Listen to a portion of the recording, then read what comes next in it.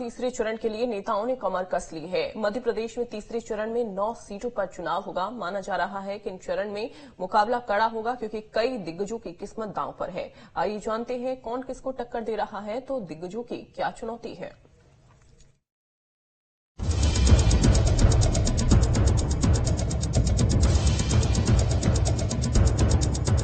दूसरे चरण का चुनाव खत्म हो गया है। अब बारी तीसरे चरण की है। मध्य प्रदेश में तीसरे चरण में 9 सीटों पर वोटिंग होगी। ये वो चरण है जिसमें कई दिग्गजों की प्रतिष्ठा दांव पर लगी हुई है। इस चुनाव में पूर्व सीएम शिवराज सिंह चौहान, केंद्रीय मंत्री ज्योतिरादित्य सिंधिया और प्रदेश के पूर्व सीएम दिग्विजय सिंह का इम्तिहान है। ऐसे में इन नेताओं के सामने अपने गढ़ को बचाने की चुनौती है, तो मुकाबला कड़ा माना जा रहा है। पहले ये जाने कि तीसरे चरण में कौन किसको टक्कर दे रहा है। गुना से बीजेपी के उम्मीदवार केंद्रीय मंत्री ज्योतिरादित्य सिंधिया हैं। उनको कांग्रेस के राव यादवेंद्र सिंह टक्कर दे रहे हैं। विदिशा से पूर्व सीएम शिवराज सिंह चौहान बीजेपी उम्मीदवार हैं, तो उनको कांग्रेस के प्रत्याशी प्रताप भानु शर्मा टक्कर दे रहे हैं। राजगढ़ से बीजेपी के रोडमल नागर हैं, तो कांग्रेस की ओर से पूर्व सीएम दिग्विजय सिंह मैदान में हैं। भोपाल से बीजेपी के आलोक शर्मा प्रत्याशी हैं, कांग्रेस से अरुण श्रीवास्तव उनको टक्कर दे रहे हैं। सागर से बीजेपी की लता वानखेड़े चुनाव मैदान में हैं, तो कांग्रेस के गुड्डू राजा बुंदेला उनको टक्कर दे रहे हैं। मुरैना से बीजेपी के शिव मंगल सिंह तोमर उम्मीदवार हैं, कांग्रेस के सत्यपाल सिंह सिकरवार हैं। भिंड से बीजेपी की संध्या राय चुनावी मैदान में हैं, तो कांग्रेस के फूल सिंह बरैया मैदान में उतरे हुए हैं। ग्वालियर सीट से बीजेपी के भारत सिंह कुशवाहा हैं, तो कांग्रेस के प्रवीण पाठक उनको टक्कर दे रहे हैं। बैतूल से बीजेपी के दुर्गादास उइके हैं, तो कांग्रेस के रामू टेकाम उनको टक्कर दे रहे हैं। ये वो 9 सीटें हैं जहां तीसरे चरण में वोटिंग होगी। तो इन सीटों पर जिन दिग्गजों की साख दांव पर है वो हैं सिंधिया, शिवराज और दिग्विजय सिंह। दरअसल इन नेताओं के सामने अपने गढ़ को बचाने की चुनौती है। गुना लोकसभा सिंधिया के सामने गढ़ को बचाने की चुनौती। गुना में सिंधिया राजघराने का वर्चस्व रहा है। सिंधिया की 3 पीढ़ियां चुनाव लड़ती रही हैं।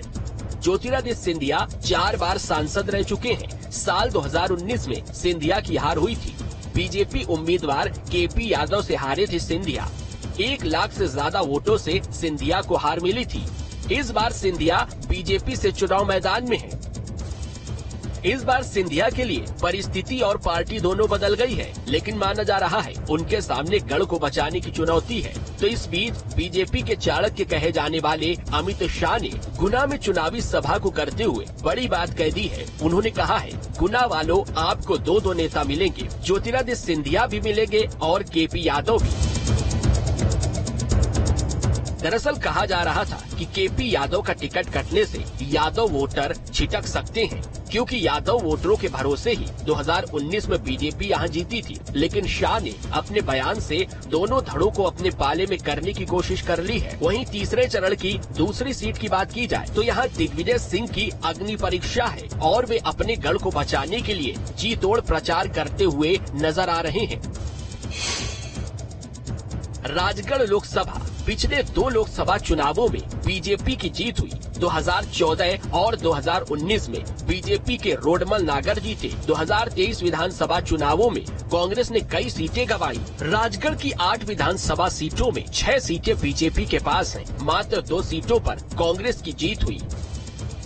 2019 के चुनाव में दिग्विजय सिंह भोपाल से बीजेपी की साध्वी प्रज्ञा से हारे थे, लेकिन इस बार उनकी लड़ाई अपने ही गढ़ में है और अपने किले पर फिर से झंडा फहराने की जिम्मेदारी उनके कंधों पर है, क्योंकि राजगढ़ वो सीट है जहां पर 1984 से 2014 तक राघवगढ़ परिवार का कब्जा रहा है। 2 बार दिग्विजय सिंह सांसद रहे तो 5 बार उनके भाई सांसद रहे। 2009 में दिग्विजय सिंह के करीबी नारायण सिंह सांसद चुने गए थे, लेकिन 1 दशक से राजगढ़ में बीजेपी का कब्जा है, तो अब मुकाबला कड़ा माना जा रहा है।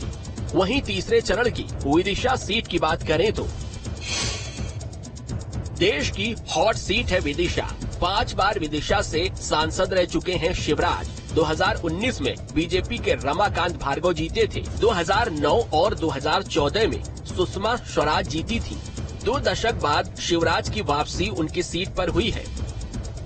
इस सीट पर कभी पूर्व प्रधानमंत्री अटल बिहारी वाजपेयी भी चुनाव लड़ चुके हैं। लंबे समय से सीट पर बीजेपी का कब्जा है, लेकिन शिवराज की कोशिश बड़े मार्जिन से जीत दर्ज करने की है। उनके सामने वो उम्मीदवार हैं जिनसे 33 साल पहले शिवराज का मुकाबला हो चुका है। विदिशा के पहले चुनाव में ही शिवराज ने भानु प्रताप को हराया था। ऐसे में शिवराज की कोशिश विदिशा में रिकॉर्ड जीत दर्ज करने की होगी। फिलहाल बाकी सीटों पर भी नेताओं का इम्तिहान है, लेकिन बीजेपी पीएम मोदी के सहारे बड़ी जीत की बात कह रही है। तो कांग्रेस पार्टी कई सीटों पर बढ़त बनाने के लिए जोर आजमाइश करती नजर आ रही है। फिलहाल देखना होगा 24 के रण में दिग्गज नेता अपनी साख बचाने में कामयाब होंगे। Team news state.